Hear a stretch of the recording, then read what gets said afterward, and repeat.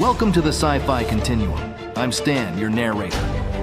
Make sure you subscribe to our channel for more stories. The Dola 12 Fleet's VIP dining hall was eerily quiet past the final rotation bell. That's why Jan Thumbs liked it. It wasn't the food, though the siphon-aged Sarga rum was something to whisper about. It was the hush, the calm, and the soft, ambient glow from the star-like ceiling panels. It was his ritual. One sip, one sigh, one silent hour. He had just eased into his favorite corner booth when the air pressure at the door shifted. A presence entered. Not a crew member, not a security drone. Something with legs. Long, impossibly smooth legs. She moved like a sigh. Jan turned, still holding the glass near his lips. The woman, or female, standing in the entryway looked unsure, as though she hadn't expected to find anyone here either. Her skin was a smooth opalescent violet, the color of twilight. Hair cropped short around a sharp jawline. Eyes a deep, glimmering green. And that dress, if you could call it a dress, draped over her like liquid ivory, held aloft by sheer gravitational loyalty. Plunging neckline, high cut on both sides, clinging in all the ways that made Jan's pulse tighten in his throat. He stood, ever the gentleman. Didn't expect company. Her voice was soft, a melody through glass. Nor did I. I come here to cool. He blinked. Cool? My body overheats during prolonged stimuli exposure. Your presence is contributing to it. She fidgeted, her hands curled at her thighs. Then, almost defensively, she sat in the booth across from him and spread her legs, subtly at first. Then wider, much wider. Her gown shifted with the movement, parting like silk curtains on a breeze. Jan's eyes, against his will, glanced down. The view beneath her was not exactly concealed. Smooth violet skin, a faint shimmer along the inner curves of her thighs, and the shadow of something intimate, almost on display. She exhaled, flustered, catching his reaction. I'm terribly sorry, she whispered. This is a natural reflex. Open-legged cooling posture. You aren't meant to be visually bombarded. Jan coughed, sitting back with a roguish grin. I've never been bombarded so politely. That made her blush, a flush of deeper violet across her cheeks. She tried to adjust, pressing her legs modestly inward, but only succeeded in making her dress bunch tighter against her curves. I'm Lely, she said, voice delicate. Envoy class, Sodor species. I was told humans don't overheat easily. Depends on the company, he said with a raised brow. Jan Thumbs, liaison officer, also guilty of occasionally contributing to interspecies overheating. Her lips curled into a smile, small, involuntary. That sounds like a violation of fleet conduct. Only if we're caught.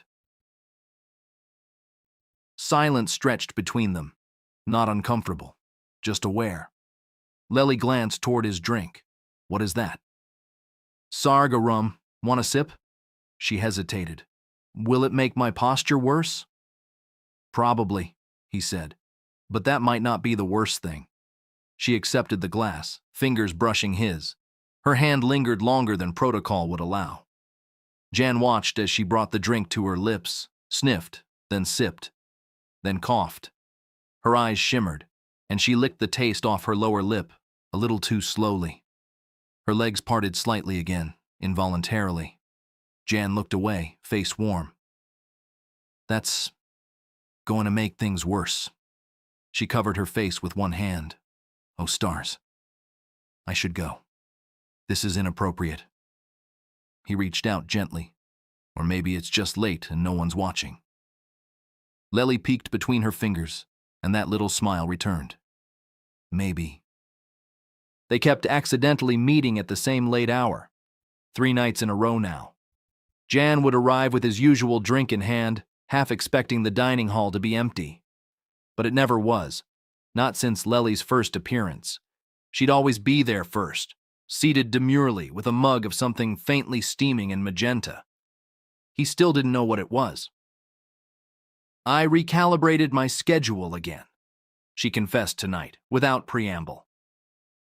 Time drift is unreliable this close to the rings of Sevrak, entirely unintentional. He slid into the seat opposite her with a half smile.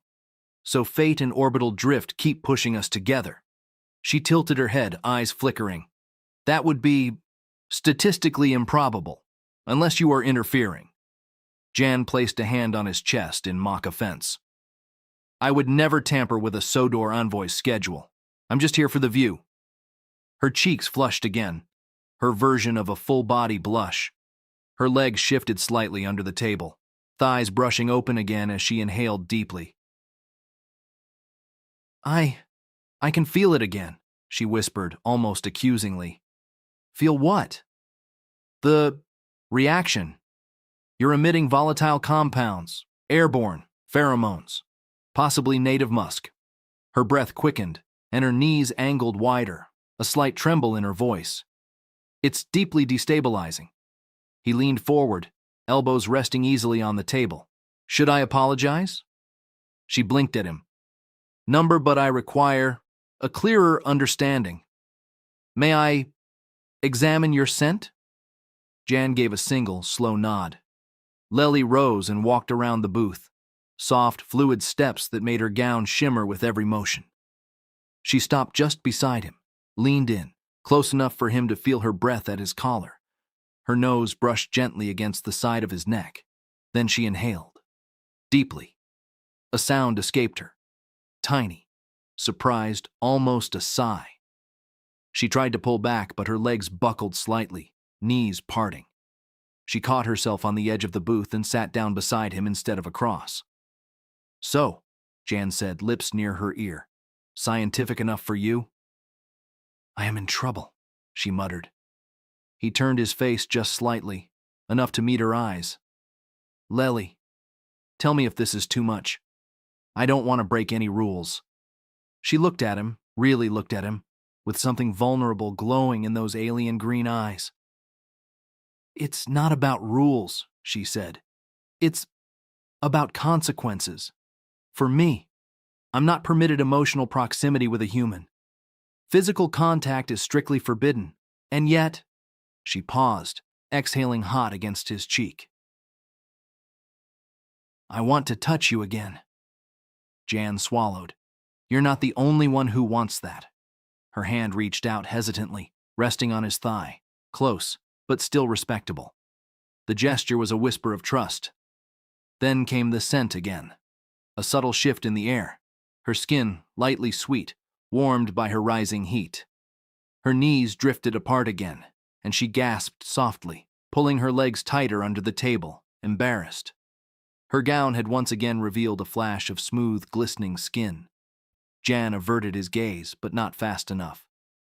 Oh, stars, she whispered. Was that visible? A bit. I'm sorry. It's reflex, like breathing. I'm not showing on purpose. I know, he said gently. And I'm not looking on purpose. She laughed quietly. You're lying. He raised a brow. Only a little. They sat close in the quiet after that, shoulders just barely touching, warmth pooling between them. Words faded, replaced by something heavier, more real. Not desire, not yet, but the tension that leads there. When she finally stood to leave, Lely turned and gave him a look over her shoulder, mischief dancing behind shy restraint. I've recalibrated my schedule again, she said. Let's see what drift causes tomorrow. Lely was already seated when Jan arrived, again. But tonight the energy between them had shifted. She wasn't sipping anything, just waiting. Her legs were crossed tightly, her hands clasped in her lap. She looked up at him like she hadn't slept, flushed, slightly wide-eyed, breathing just a little too fast. You're late, she whispered. I brought something, Jan said, lifting a small satchel from behind his back. She raised an elegant brow. Bribery? Insurance. He revealed a chilled bottle of planetary white wine, illegal on most trade routes for its aphrodisiac-like side effects in non-humans. Banned on some Sodor ships. Lely blinked slowly. You're playing a dangerous game. He set it on the table, letting the glow of its label reflect in her eyes. She leaned forward, lips parted. Pour it. He did. 2 glasses. Her fingers trembled slightly as she lifted hers. They drank, no toast, no words. Just long, silent eye contact. Jan set his glass down. Lely was already moving. She slid across the booth seat toward him. No hesitation this time. Her hands pressed to his chest, and she climbed gracefully into his lap, her long legs parting across either side of him. The gown parted again. Inevitable. Glorious. Skin shimmered. Warmth radiated from her core. "Are you going to kiss me?" she asked softly, her voice feather-light. He didn't answer. He kissed her. Their mouths met with aching hunger. Slow at first, exploratory, then deeper, more urgent. Her fingers wove into his hair, and his hands found the small of her back, pulling her closer. Her thighs pressed harder against him, and she gasped softly into his mouth. "I feel it again," she moaned. "The heat, you make it worse. So much worse." He leaned his forehead to hers. "Tell me to stop." Her hips pressed down into him. "No." Her breath was trembling now. "It's, the cooling posture. I can't help it." She shifted again, and her legs spread wide across his lap, lifting herself slightly to straddle him fully. Her gown hiked higher, pooling around her waist. And then, she tilted her pelvis forward, exposing herself more fully beneath the hem. It wasn't accidental. Jan's breath caught in his throat. She was utterly open. Intimate skin flushed a darker violet, glistening slightly in the soft lighting. Her body trembled, radiating heat. She moaned again, soft, helpless. "I told you. This happens." He reached up, cupping her face gently. "And I told you. If you need me, I'm here." She leaned into his touch, and then their mouths collided again. Hands moved. His fingers traced down her back, along the curve of her waist. Hers roamed under his shirt, hungry, reverent. She pressed against him with exquisite friction, her body practically humming. And then he slid a hand beneath the hem of her gown, between her legs. She gasped sharply against his lips, hips bucking. Oh, stars, yes." She was hot, slick, and pulsing with desperate need. Her thighs quivered as he touched her, carefully, sensually, watching every reaction in her eyes. No rush, just reverence. "This is part of the ritual, too," she breathed. "Cooling, through shared touch." "Sounds noble," he murmured, fingers moving slowly, teasingly. "I'm honored to assist." Her body rocked against him, breasts heaving against his chest, the friction delicious. Her moans grew softer, more breathless, like music made of need. And when her release came, it was silent, shaking, pulsing, her eyes squeezed shut and lips parted in awe. Her entire form went pliant in his arms, cooling, glowing faintly. She collapsed against his chest, giggling between gasps. "I may need recalibration again." Jan kissed her temple. "Tomorrow's drift, then." Jan awoke on the booth bench in a rare moment of quiet on Dola 12. His jacket was still half draped over Lely, who was curled beside him with one leg hooked over his. Her skin had cooled to a soft lilac glow. Her head rested on his chest, rising and falling gently with each breath. He wasn't sure how long they'd dozed there. It didn't matter. Lely stirred with a little sound, like a purr wrapped in a yawn. She blinked, green eyes focusing on his face. "I overheated," she murmured. "I noticed." She stretched like a cat, graceful, lazily seductive, then immediately tried to tuck her gown back into a more diplomatic state. "Oh, stars, my legs were everywhere last night." "They were doing important cultural work," she snorted, covering her face. "Stop making jokes. I'm emotionally compromised enough already." Jan propped himself on an elbow and studied her, suddenly serious. "So what happens now?"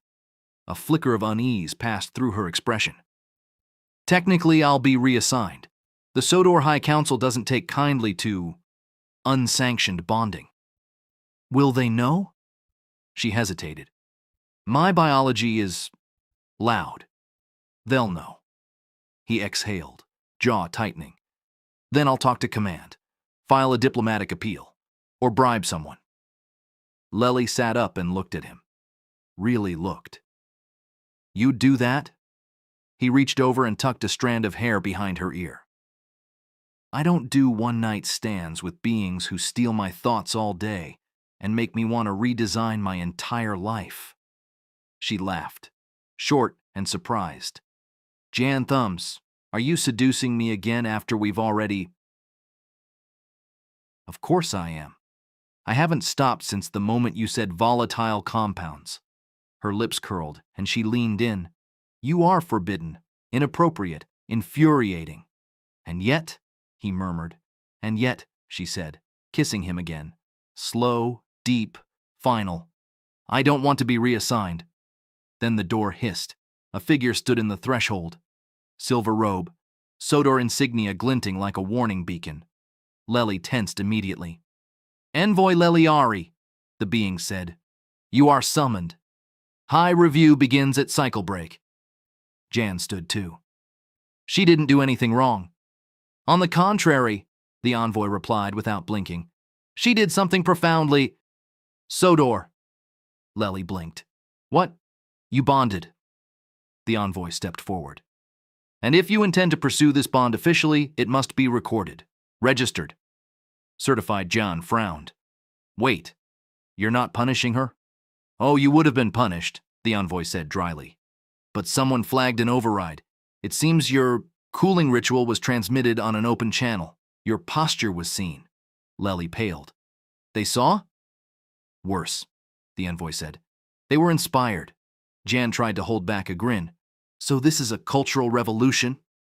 The envoy gave them both a long, flat look. It's a mess, but it's a popular mess.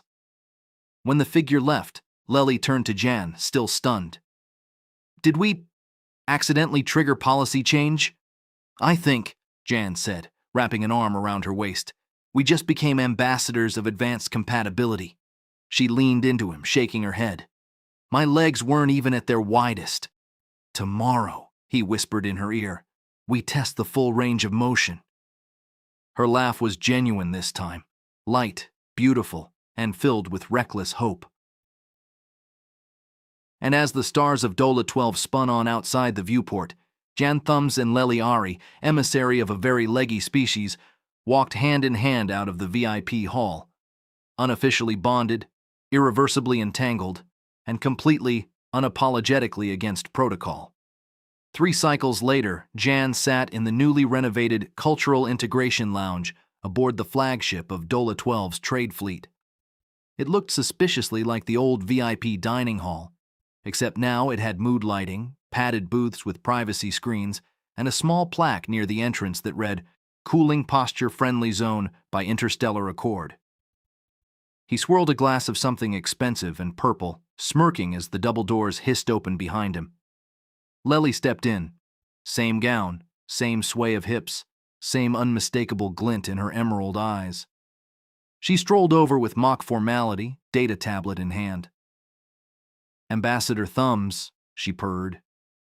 We've had another complaint. Oh no, he said. Too much bonding? No, she said, sliding into his lap like she never left. Too many Sodor requesting human partners. Apparently your touch calibration methods have gone viral. Jan chuckled. You sound jealous. I'm proprietary, she whispered, and hot again. He grinned. Lucky for you, I'm still against protocol. Lely parted her legs, not too wide, just enough. Then you'd better break it.